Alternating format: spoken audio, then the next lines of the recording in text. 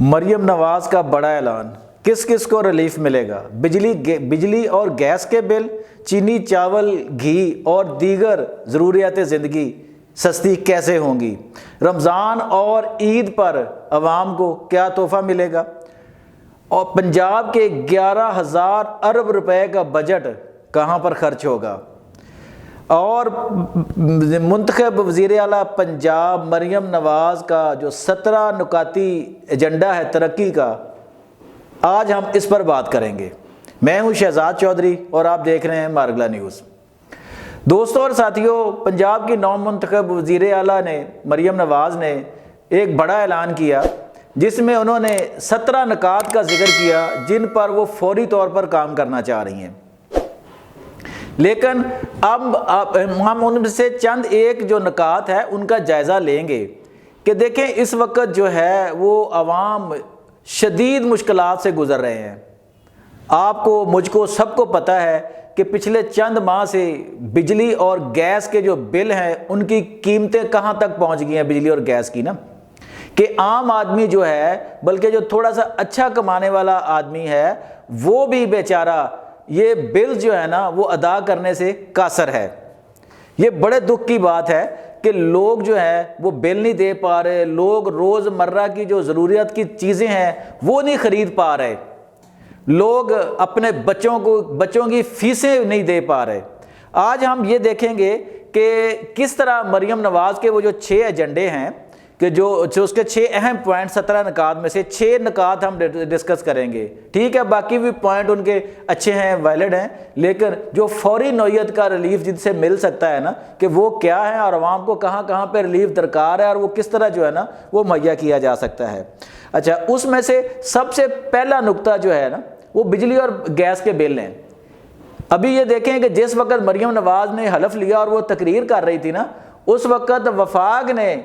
7 روپے 5 پیسے فی یونٹ بجلی کا ریٹ بڑھایا ہے جنوری کے بلوں میں، یعنی فیول ایڈجسٹمنٹ جو چارجز ہوتے ہیں نا اس کی مد میں 7 روپے 5 پیسے فی یونٹ بڑھا دیا ہے۔ ٹھیک ہے، اس پہ پنجاب کا یا پنجاب کے چیف منسٹر کا کوئی کنٹرول نہیں ہے، لیکن وہ افیکٹ جو آنا ہے وہ عوام پہ ہی آنا ہے، اور یہ جو صوبے ہیں انہی کے ذمے ہے کہ وہ کس طرح عوام کو ریلیف دیتی ہیں، کیونکہ وفاق کے پاس تو کوئی پیسہ نہیں ہے۔ وہ تو اب جو بھی وزیر اعظم آئیں گے، میاں شہباز شریف صاحب یا جو بھی ہوں گے، وہ ریلیف مانگتے پھریں گے، باہر جا کے وہ قرضے مانگتے پھریں گے، اور وہ بجلی کے بل بھی بڑھائیں گے، گیس کی قیمتیں بھی بڑھائیں گے، پیٹرول بھی مہنگا ہوگا اور باقی ضروریات چیزوں کے بھی ریٹ مہنگے ہوں گے۔ ظاہر ہے وہ IMF نئی شرائط لگائے گا۔ اب یہ صوبوں پر ہے، کیونکہ جو 18ویں ترمیم کے بعد جتنا اختیار ہے سارا وہ صوبوں کے پاس آ گیا ہوا ہے، تو اب یہ بہت بڑی ذمہ داری ہے کہ محترمہ مریم نواز صاحبہ وہ کس طرح ریلیف جو ہے نا وہ بجلی اور گیس کے بلوں میں دیتی ہے، اور خاص کر آنے والے جو دن ہیں، جو مہینے ہیں، وہ بجلی کے شدید بلوں کا دباؤ ہوگا عوام پر، کیونکہ جیسے ہی گرمی آئے گی کنزپشن بڑھ جائے گی، بل مزید بڑھ جائیں گے، اوپر سے قیمتیں جو ہے وہ ہر ماہ بڑھ رہی ہوتی ہیں بجلی کی۔ دوسرا جو ایک پہلو ہے وہ ہے ضروریات زندگی جو روزانہ کی بنیاد پر ہے۔ آپ دیکھیں کہ اس وقت آٹے کا کیا ریٹ ہے، چاول کا کیا ریٹ ہے، چینی کا کیا ریٹ ہے، گھی ہے، یا اسی طرح دوسری جو ضروری اشیاء کچن ہیں جو ہے نا وہ اس وقت کس لیول پر اور کہاں پہ کھڑی ہیں۔ جو بندہ شام کو 1500 یا 2000 روپے کمانے والا ہے، جس کو اچھی خاصی آمدن کہا جا رہا ہے اس وقت نا کہ 50-60 ہزار روپے جو مہینے کے کماتا ہے، اس کو گھر کا کچن چلانا مشکل ہوا ہے۔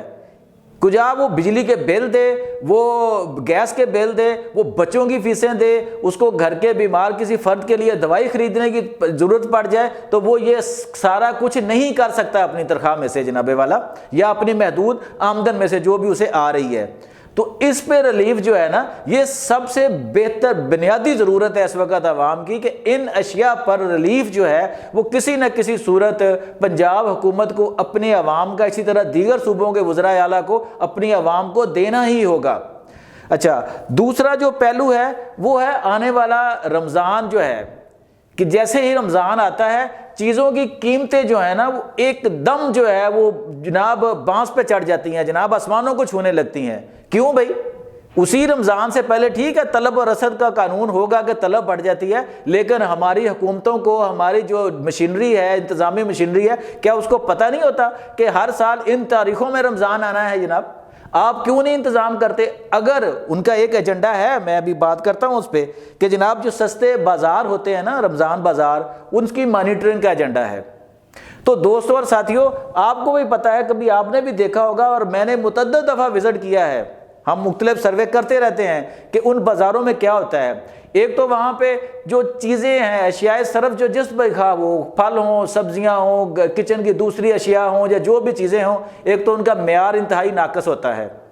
اور دوسرا وہ اتنے محدود پیمانے پہ وہ بازار لگتے ہیں کہ وہاں پہ پاکستان کی جو موسٹلی پبلک ہے، جو شتہ غربت سے نیچے گزار رہی ہے زندگی، یا اس پاورٹی لائن کے اوپر تھوڑا بہت آگے پیچھے گزار رہی ہے، ان کی بڑی تعداد وہاں جا کے شاپنگ نہیں کر سکتی، ان کی بڑی تعداد یوٹیلیٹی سٹور پر نہیں جا سکتی، وہ اتنے محدود لیول پہ وہ بازار ہوتے ہیں۔ اگر آپ نے ان کی مانیٹرنگ کرنی ہے تو آپ کو اس سبسڈی جو دینی ہے، آپ نے اس کا اس طرح کا میکنزم بنانا ہوگا کہ 11 کروڑ صوبے کی جو عوام ہے اس میں سے تقریباً آدھی، تقریباً، یہ بھی ابھی میں کم کر رہا ہوں، تقریباً آدھی کو ریلیف چاہیے ہوگا۔ وہ ریلیف آپ کس طرح پہنچا سکتی ہیں، وہ کس طرح آپ مانیٹرنگ کو بہتر کر سکتی ہیں، یہ اب آپ نے سوچنا ہے اور آپ کی مشینری نے سوچنا ہے۔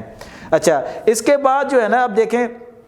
اس میں جو اول تر ان کا ایجنڈا تھا نا اہم، کہ پنجاب کو بزنس ہب بنانا ہے۔ یہ بڑا اچھا پوائنٹ ہے کہ جناب جب اگر کاروبار ہوگا، کاروبار چلے گا، ایک کاروبار کی چین بن جائے گی، اس کے ساتھ بہت سے لوگ منسلک ہوتے ہیں چین کے، جب ایک کا کاروبار چلتا ہے تو 10 لوگوں کا چولہا چلتا ہے جناب۔ ٹھیک ہے، یہ بڑا اچھا کہ اس پہ آپ جو ہے نا وہ جنگی بنیادوں پہ کام کریں کہ ہماری اکانومی جو ہے وہ بہتر ہو، ہماری ایکسپورٹ بڑھ سکیں، اور ہمارے ہاں جو مینوفیکچرنگ کا شعبہ ہے وہ دوبارہ سے اپنے پاؤں پر کھڑا ہو سکے، تاکہ لوگوں کا روزگار چلے، لوگوں کو کاروبار کا موقع ملے، نوجوانوں کو روزگار ملے۔ اچھا، اسی طرح آئی ٹی سینٹر کا انہوں نے کہا جی کہ ہم 5 آئی ٹی سینٹر بنائیں گے۔ تو آپ کے سامنے اس وقت دنیا جو ہے وہ ساری آئی ٹی پہ آ گئی ہے، آئی ٹی کی ایکسپورٹ جو ہے وہ بڑی آرام سے بڑھائی جا سکتی ہیں۔ انڈیا جو ہے آپ کے مقابلے میں دیکھیں کتنی بڑی ان کا ایکسپورٹ والیوم اگر چیک کر لیں تو وہ اس کی آئی ٹی کی خدمات اور مصنوعات ہیں جو وہ دنیا کو بیچ رہا ہے، اور اس سے لاکھوں کا جو ہے، کروڑوں کا، اربوں کا زرعی مبادلہ کما رہا ہے۔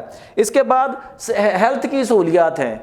تو محترمہ مریم نواز نے کہا کہ ہر صوبے میں ہم اسٹیٹ آف دی آرٹ جو ہے نا وہ ہاسپٹل بنائیں گے۔ بالکل ضروری ہے ہاسپٹل۔ ابھی آپ جس بھی ہاسپٹل میں چلیں گے، وہ تحصیل ہیڈ کوارٹر ہاسپٹل ہوں یا ڈسٹرکٹ ہیڈ کوارٹر ہاسپٹلز ہوں، ان کی جو حالت زار ہوتی ہے، وہاں پہ جو طبی عملہ ہے اس کی کتنی شارٹیج ہے، ڈاکٹرز کتنے کم ہیں، اور وہاں بیڈز کی کمی ہے، وہاں ادویات نہیں ملتی جناب۔ تو یہ ساری چیزیں جو ہے نا یہ آپ کے علم میں ہونی چاہیے کہ آپ سرکاری ہاسپٹل میں جائیں گے، وہاں بیڈز نہیں اویلیبل ہوتا۔ ایک بیڈ پہ آپ چلڈرن ہاسپٹل لاہور میں چلی جائیں، کبھی آپ جا کے چپ کر کے آپ جا کے دیکھیے گا مریم نواز صاحبہ، ایک بیڈ پہ 4 3 بچے لٹائے ہوتے ہیں۔ کیوں؟ بیڈ ہی نہیں ہے۔ اب کیا کرتا ہے ڈیوٹی ڈاکٹر؟ مجبور ہے کہ وہ ایک چھوٹے بیڈ پہ 3 بچوں کو انہوں نے لٹا کے، تو ان کی ٹریٹمنٹ چل رہی ہوتی ہے کہ چلو جو آ گیا بچہ بیمار ہے اس کو کسی نہ کسی طرح جو ہے نا وہ اس کو علاج معالجے کی صورت مل جائے۔ تو یہ غریب آدمی جو ہے، جو عام آدمی ہے، اس کے لیے یہ بڑا اہم ہے کہ صحت کارڈ کا اجرا جو ہے آپ نے کہا کہ دوبارہ ہو جائے، یہ ضروری ہے۔ لیکن ساتھ یہ بھی ضروری ہے کہ صحت کارڈ کے نام پر جو کھلواڑ ہوا پچھلے دور میں،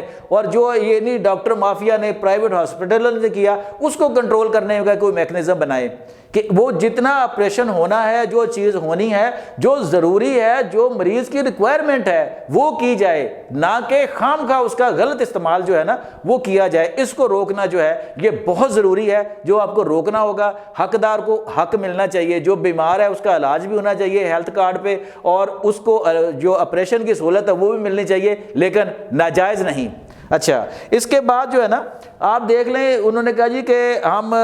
ہر ضلع میں دانش اسکول بنائیں گے اور سرکاری اسکولوں کا معیار بڑھائیں گے۔ آپ کے ہاں اس وقت کتنے سرکاری اسکول ہیں جناب؟ مجھے یقین کریں، میں یہ 100% سچ بول رہا ہوں کہ ابھی چند دن پہلے میرے سامنے ایک خاتون آنسوؤں سے روئی کہ اس کے 2 بچے چھوٹے ایک نارمل سے اسکول میں جا رہے ہیں، میں ان کی 2 ماہ کی فیسیں نہیں دے سکی، تو انہوں نے بچوں کو گھر بھگا دیا اور ان کے بیگ اور بکس رکھ لیں، اور جب وہ واپس روتی گئی تو انہوں نے کہا جی نہیں، جب تک آپ مکمل فیسیں نہیں دیں گے ہم ان کے بچوں کے اسکول بیگ اور وہ جو ہے نا کتابیں واپس نہیں کریں گے جناب۔ تو یہ تو یہاں پہ کلچر ہے، کیونکہ ارد گرد کہیں، اس سے میں نے پوچھا کہ خاتون آپ کے پاس ارد گرد سرکاری سکول نہیں ہے؟ انہوں نے کہا جی جہاں میں رہتی ہوں میری دسترس میں قریب کہیں سرکاری سکول ہے ہی نہیں ہے۔ تو یہ کتنا ہے، یہ کس نے قائم کرنا تھا؟ آئین کے آرٹیکل 25 کے تحت آپ کو پتہ ہے کہ بنیادی تعلیم فراہم کرنا جو ہے یہ ریاست کی ذمہ داری ہے،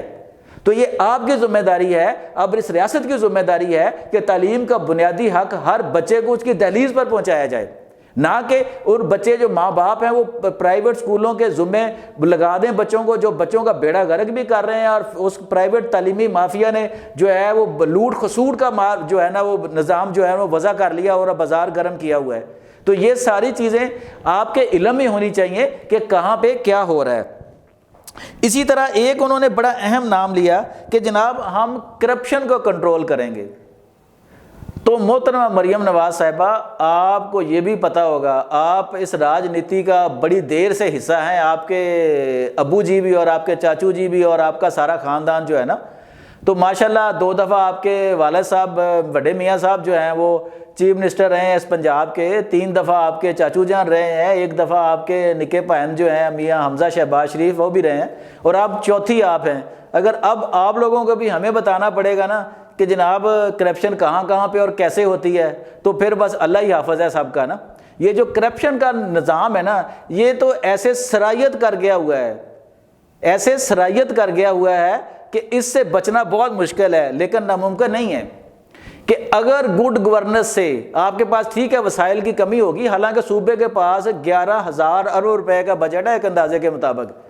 صوبہ پنجاب کے پاس جو NFC سے ملتا ہے جناب۔ اچھا، اگر یہ جو کرپشن میں جو پیسہ جاتا ہے، جو سرکاری ٹینڈرز ہیں، جو جتنے یہ ترقیاتی کام ہیں، وہ سڑکیں ہیں، پلوں کی تعمیرات ہے، اس طرح باقی جو سرکاری کھاتے ہیں، ان کے کبھی ریٹ چیک کیجئے گا آپ، وہ اتنے ہائی ہیں جس کا کوئی حساب نہیں ہے۔ کیوں؟ کیونکہ اس میں ہر بندے کا کھانچا ہے۔ مریم نواز صاحبہ حصہ بقدر جسہ،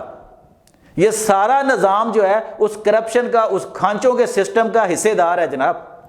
تو اگر آپ اس کو کنٹرول کر لیں تو آپ کے پاس اتنا پیسہ بچ سکتا ہے جس سے آپ عوام کو ریلیف دے سکتی ہیں۔ آپ کو نہ تو کوئی اور کام کرنا پڑے گا، نہ کوئی اور تردد کرنا پڑے گا، تو یہ آپ عوام کو ریلیف فراہم کر سکتی ہیں جہاں پہ کرنا چاہیں۔ آپ بجلی کے بلوں میں ریلیف دے سکتی ہیں، کیونکہ آپ نے لوکل مقام سے پیسہ بچانا ہے، آپ نے چیزوں سے کر کے دینا ہے۔ آپ نے IMF کے سے قرضہ یا کسی اور سے قرضہ لے کے نہیں کرنا کہ IMF جو ہے وہ پریشان ہوگا اس پہ۔ ٹھیک ہے، وفاق جو ہے وہ بجلی کے ریٹ بڑھائے، نیپرا بڑھاتا رہے، آپ کے پاس سسٹم ہو کہ آپ اس کو غریب آدمی کو سبسڈی دے سکیں تاکہ اس کے جسم اور روح کا سلسلہ جو ہے نا وہ برقرار رہے۔ اس وقت جو صورتحال ہے وہ آپ کے علم میں جو ہے شاید نہیں ہے کہ پبلک کتنی مشکل سے جو دوچار ہے، کس طرح لوگ جو ہے نا وہ روزانہ کی بنیاد پر جو ہے وہ اپنے کچن کا نظام چلا رہے ہیں۔ تو یہ 4-5 پوائنٹ تھے جو دوستوں اور ساتھیوں میں نے آپ کے سامنے رکھے ہیں اور ان حکمرانوں کے سامنے رکھے ہیں کہ شاید ان کو جو نظر آ جائیں چیزیں، کیونکہ ان کا براہ راست نہ تو میرے سے رابطہ ہے نہ آپ سے رابطہ ہے، یہ تو ماشاءاللہ ایک الگ مخلوق ہوتے ہیں نا، آپ سب دوست جانتے ہی ہیں، خواہ وہ کسی بھی پارٹی کے ہوں۔ تو اس لیے یہ گوش گزار کیا ہے کہ اگر آپ نے بڑی اچھی تقریر کی جی وزیر اعلیٰ کہ میرا پہلا ایجنڈا جو ہے نا وہ آپ کو ریلیف دینا ہے، تو کس کس کو کہاں اور کیسے ریلیف دینا ہے یہ بھی آپ کو جلد اعلان کرنا ہوگا، تاکہ لوگوں کو پتہ ہو کہ ان کی اگر منتخب حکومت آ رہی ہے، اگر ایک ولولہ انگیز جواں ہمت جو خاتون وزیر اعلیٰ پنجاب بن گئی ہیں، جو ان کے خاندان پر اللہ کی بہت بڑی عنایت ہے کہ ان کے خاندان کا چوتھا فرد جو ہے اس بڑے عہدے پر بیٹھ رہا ہے جناب، تو اب آپ پر اتنی بڑی ذمہ داری عائد ہوتی ہے، جتنا آپ پر کرم اور انعام ہے نا اس سے بھی بڑی ذمہ داری ہوتی ہے کہ جناب آپ یہ کریں، ورنہ کیا ہوگا کہ داستانوں میں داستان نہ ہوگی آپ کی اور آپ کے خاندان کی، کیونکہ آپ چوتھی فرد ہیں اس خاندان کی جو اتنے بڑے عہدے پہ آئی ہیں جناب۔ تو یہ آپ کو سوچنا ہوگا اور یہ سوچ کر آگے قدم بڑھانا ہوگا۔ دوستوں اور ساتھیوں، اپنا بہت خیال رکھیے گا۔ اگلے ویلاگ تک کے لیے شہزاد چودھری کو اجازت دیجیے۔ اللہ حافظ۔